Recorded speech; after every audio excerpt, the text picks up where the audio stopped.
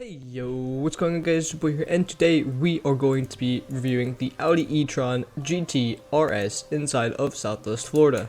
Now, before we do get into this video, I want to let you guys know that I do get a Roblox group with Roblox merch. I got a Discord group you can join, and I got some social you can follow. All the links are in the description below. Now, if you guys don't know who I am, my name is Heyo. I do car reviews, car stuff, and a lot of car things. So if you guys do like this video, hit that like button, subscribe, and hit that bell for notifications every time I upload a new video.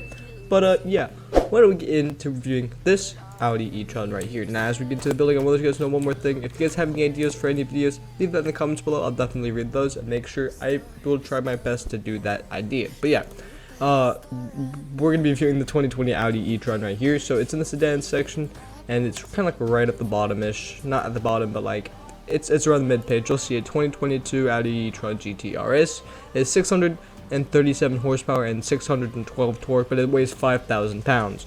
Issue with electric cars, apparently they weigh a ton, but $140,995, so $141,000, so it's decently expensive. But why don't we kind of get into looking at this car and reviewing it? So, looking at the front end, if I were to give my honest opinion on here, I don't like it. It's like, why? I don't get why electric cars have to be so futuristic and all that. It just doesn't look good. Like, why? There's just streaks of black everywhere, and it's just making this car like, it just doesn't match. But why don't we go to the side here? Side has a line down the side, and then kind of has some few lines right here. The side doesn't look too bad. In the back, they just have this kind of a sport back look to it, but a little bit more futuristic with the lines and the brakes. It's just, I don't know, something about the car doesn't look right to me. But why don't we get into the car and listen to its startup? But it's an electric car, so it shouldn't have a startup. But yeah, let's try. Yeah, okay, it was just a few things. Why don't we do the rev? I don't know if you guys can hear that, but the battery sounds like it's gonna die at any moment now when I did that rev. But why don't we do the blinker test? Blinkers, blinkers like this, I like it. It's not that bad. Blinkers on the mirror, okay, win. And on the front blinkers, I actually like that. I kind of like that. Why don't we do the headlight test? Headlights, turn on this dot right here, and all these lines I'm going across. Now, if you guys didn't notice, the blinkers switch between the daytime running lights, and that's pretty cool. It just kind of switches back on. Now, I'm going to show you guys a bug with this car really quickly. If you were to try to reverse, let's actually get this car over here onto the street. And if you were to try to reverse, but hold down brake and hold your turn thing, this is what your car's going to do. I don't know why. I'm holding the brake button and I'm turning the wheel. Nothing like this should be happening. It's just a little bug. I just wanted to point that out for you guys. Car's not on the good side, I know, but it does sound pretty cool when I'm accelerating in it. I'm like giving me that futuristic Star Trek vibe. But we're gonna get down to the end of the street and we're gonna do the top speed test. So, what are those? You guys noticed that, right? Are they adding in the update?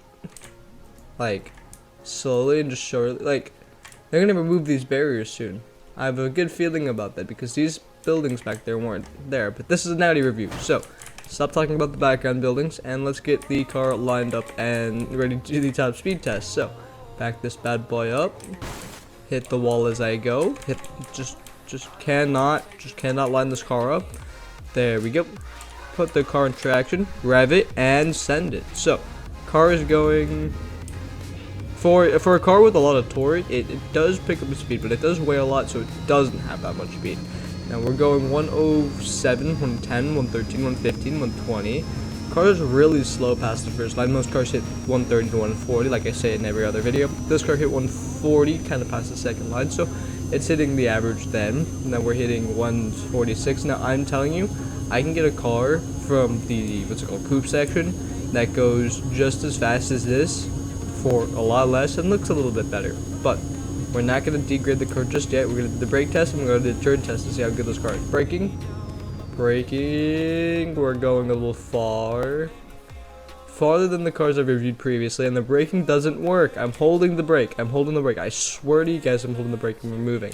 This Audi E-Tron is bugged. But all we're going to do now is we're going to take a U-turn and we're going to go all the way down to the end of the street and we'll do the turn test. And as you can see, there's more buildings back there that they're going to add. Interesting. But yeah, why don't we do the colors on the car? So, black on the car. Black on the car actually blends in the rest of the car, which doesn't look too bad. The gray looks alright. The white looks a lot better on the car. No, the color it comes in, this blue, doesn't look very good. And then the red. We're gonna go with the white because it's a bit, you know, a little bit more bright and more vibrant. But why did we get this car ready for the turn here? So let's turn this bad boy, first turn.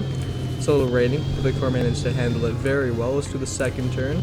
Turned a little bit early, but the car has good feedback whenever I hit the button. But let's do the next turn.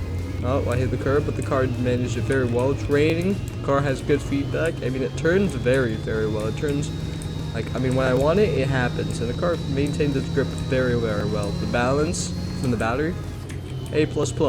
Really good turning. Braking's not very good. Top speed, slow. I could find cars that go a lot faster for a lot cheaper. And, I mean, overall, the car's bugged.